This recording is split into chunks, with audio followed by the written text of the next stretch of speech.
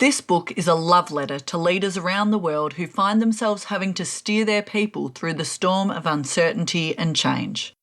Think industry transitions, power station shutdowns, corporate takeovers, major restructures, funding cuts, government regulations, the impact of natural disasters, pandemics, and a changing climate. You may not have instigated it. You may not be able to control it. You may not even know what it is yet. But change is happening anyway. And you're in the middle of it, the one who must lead people through it. Even though it may not be what you signed up for, it feels like there is no win in it for you or your team, and you're just as uncertain as anyone about what the future will bring. You're outside your comfort zone, can feel the tension rising in yourself and your team, and you're unsure how on earth you're going to lead your people through. Hell, you might not even be sure how you're going to stay afloat. If this sounds like you, take a deep breath. Shake out your arms, roll your shoulders. You're in safe hands. I've written this book for you, the leader who has to navigate the rough seas of change without losing people overboard or sinking the ship. You're responsible for your team adopting or adapting to the change, but you may not be the one leading the change itself. In fact, it's likely you are the piggy in the middle. Your board, boss, or the government is driving the change, and your people are resistant, fearful, and angry.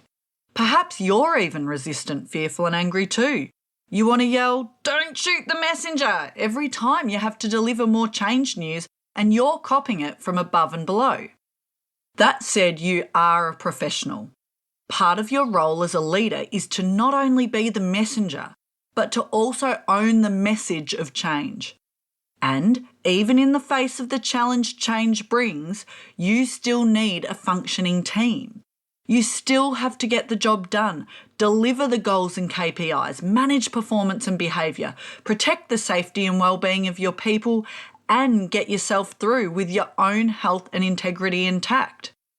But how do you do that? How do you lead your people through significant change, whether it comes out of left field or is years in the making, and whether you're the one driving it or not? That's what this book is all about, helping you lead yourself and your people through change.